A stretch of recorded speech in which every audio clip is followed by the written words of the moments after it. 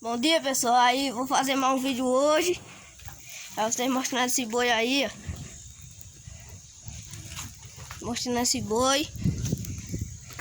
Foi muito bonito. Foi muito bonito aí. O trabalhador do lado tem as duas pontas furadas. Duas pontas furadas, bom de carro. Muito bom de carro. Sim, muito bom de carro. Que raça é ele, pai? Boi crioulo de Gi. Boi crioulo de Gi aí, ó. Pra vocês. A venda aí, ó. Aqui em Rainha Isabel, aí, Luquinha. E, ó.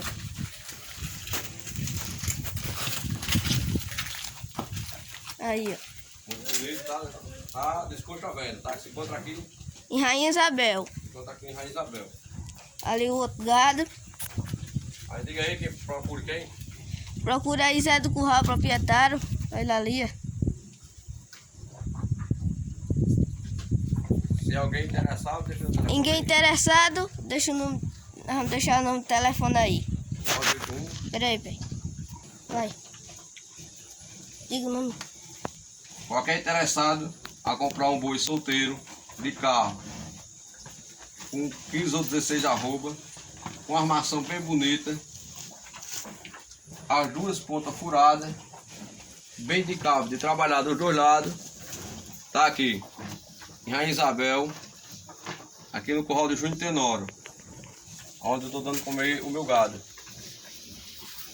Se alguma pessoa se interessar, ligue para mim, 981 356230, que nós atendemos toda hora. Em Rainha Isabel, outro gado aqui, à venda. É um boi muito bom Gi. Já botamos ciro, farelo, agora botamos mandioca, vamos botar uma batatazinha Ó, com sal, aí Olha depois aí, ó. coloca jaca Boi. e palma. Aqui, ó, a ração. Isso é o dia a dia que nós cuida do gado em confinamento. Valeu, pessoal! Deixa o like e se inscreva aí, pessoal, no canal.